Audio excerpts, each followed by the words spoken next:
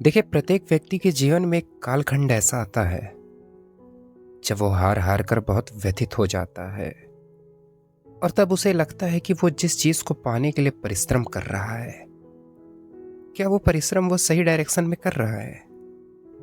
तो उसका जवाब सिर्फ एक कहानी में छिपा है। सुनिएगा।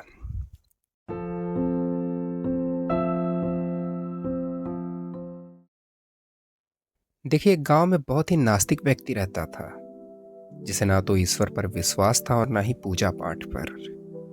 वो सदैव लोगों से व्यर्थ की बातें करता था, क्योंकि उसने सदैव जो भी पाना चाहा उसके लिए कभी पूर्ण परिश्रम ही नहीं किया।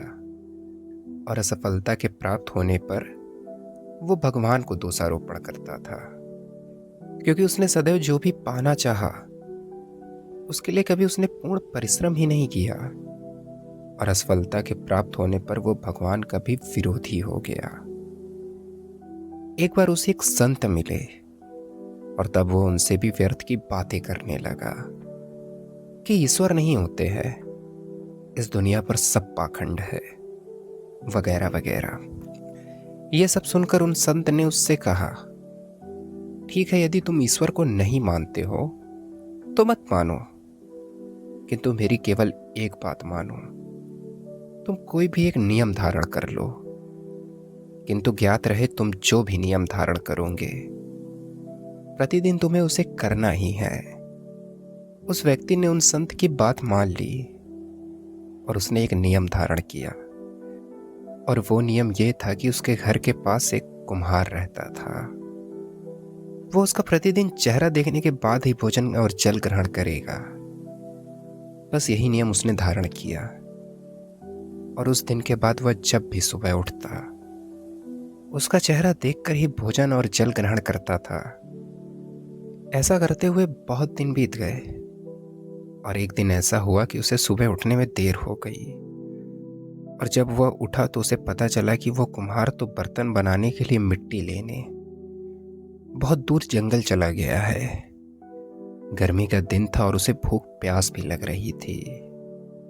तो उसने सोचा, चलो जंगल में ही जाकर देख आता हूं। वो जंगल गया। उसने उस कुम्हार को बहुत ढूंढा पर वो नहीं मिला। और वो आगे बढ़ता गया और उसकी भूख प्यास भी बढ़ती गई। बहुत दूर चलने के बाद उसने देखा कि वह कुम्हार मिट्टी के लिए गड्ढा खोद रहा था।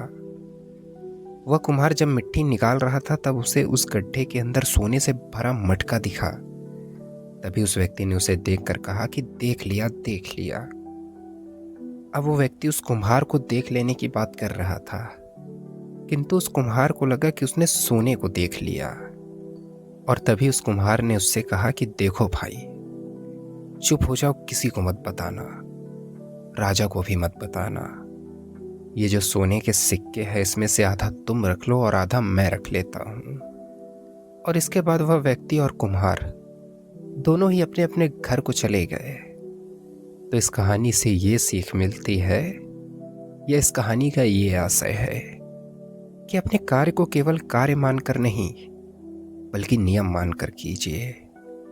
उस कार्य से आपको कोई फल मिले या ना मिले, उसे प्रतिदिन दोहराते रहिए और एक दिन आप देखेंगे, आज नहीं तो कल, कल नहीं तो 5 साल बाद आपको उस नियम के धारण करने का फल जरूर मिलेगा।